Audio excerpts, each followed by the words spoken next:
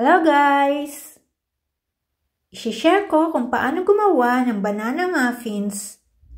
At makikita nyo ang lahat ng ingredients sa description box.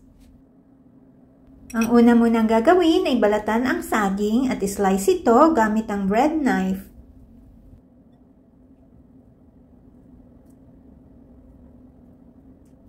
After slicing ay maglagay ng condensed milk.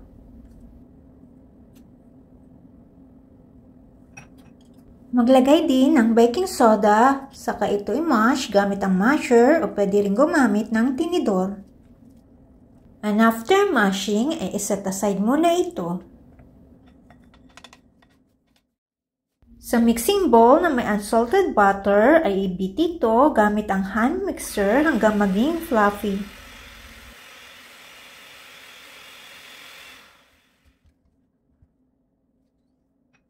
Pag fluffy na ang butter, ay ilagay ang white sugar at powdered sugar at muli itong i-beat hanggang mag-combine ang mga ingredients.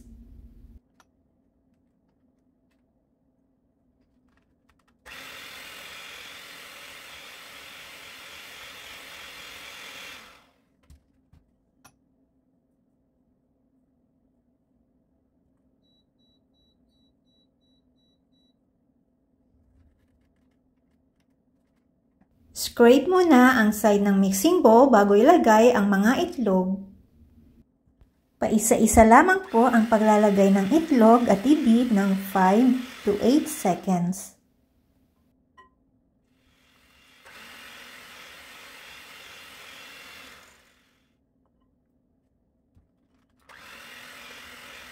Tatlong itlog po muna ang nilagay ko dito, saka inilagay ang all-purpose flour. Sa paglalagay po ng all-purpose flour ay kalahati muna ang ilagay, saka ito i-sieve gamit ang strainer. Muli itong i-beat hanggang mawala ang mga buo-buong harina. Saka ilagay ang panghuling itlog at muli itong i-beat.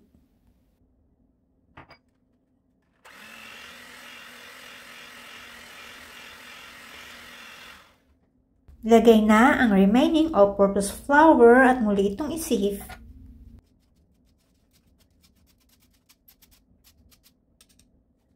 After sifting ay ilagay ang salt, baking powder, ground almonds, at ibuhos ang evaporated or fresh milk. I-beat ito ng mga 15 seconds.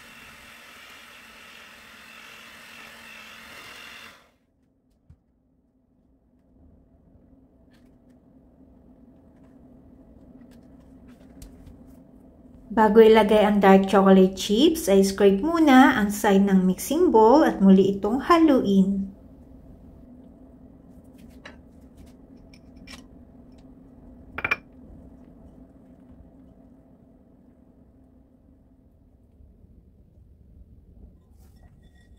Ihalo na ang mashed banana sa mixture at muli itong i-mix hanggang mag-combine ang lahat ng ingredients, pero wag po itong i-overmix.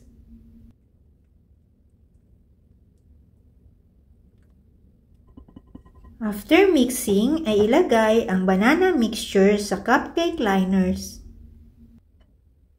Sa paglalagay ng mixture, ay huwag pong pupunuin ang cupcake liner dahil aalsa pa ho ito. Mga 3/4 lamang po ang ilagay dito. Pag nalagyan na lahat ng mixture, ang cupcake liners ay pwedeng maglagay ng chocolate chips sa ibabaw nito, pero optional lamang po ito. I-bake ito sa preheated oven 350 degrees Fahrenheit ng 20 minutes or until toothpick inserted comes out clean. And after baking, remove from oven and let it cool.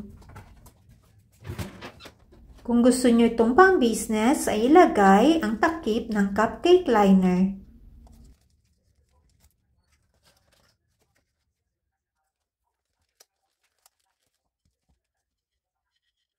Don't take it on yourself to repay a wrong. Trust the Lord and He will make it right. Proverbs 20 verse 22. Thanks for watching!